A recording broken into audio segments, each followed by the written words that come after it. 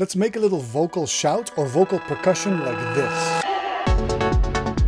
So the goal is to use our voice almost like a synthesizer, a bit of an abstract instrument, not really use it like a singer would, but rather just use the vocal as a damper.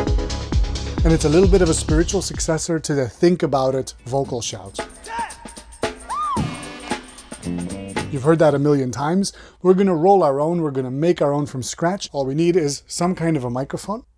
And we're just gonna say something. We don't even need to sing. But the most important thing is that we're going to chop this at a vowel sound. So we need to say something with a nice clear vowel sound. Maybe a ya, you, wa, we. And so though you might feel silly doing this, remember that we're going to make it more abstract so it won't even feel like you at the end of the day. But again, we can say anything. Subscribe to Underdog. Say something nice to me in the comments. All right, let's stop the recording. Now let's chop this baby up. Say something nice to me in the comments. Say something nice. Comment.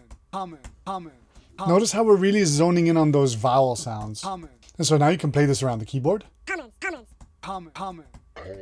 So one thing that I'd like to do is I'd like to make this more abstract. To make it more abstract, I want two things. First of all, I want to reduce the low frequencies.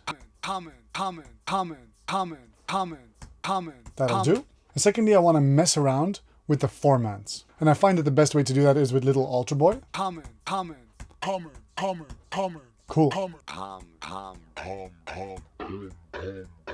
This is one of the best ways to stop thinking about it as your voice and start thinking about it as just a synthesizer, as just a musical element.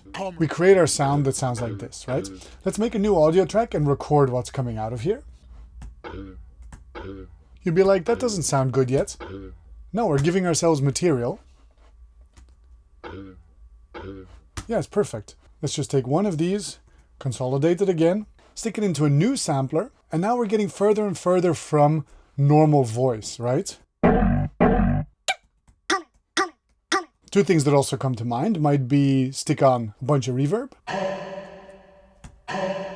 Sick. Could also use a little bit of OTT.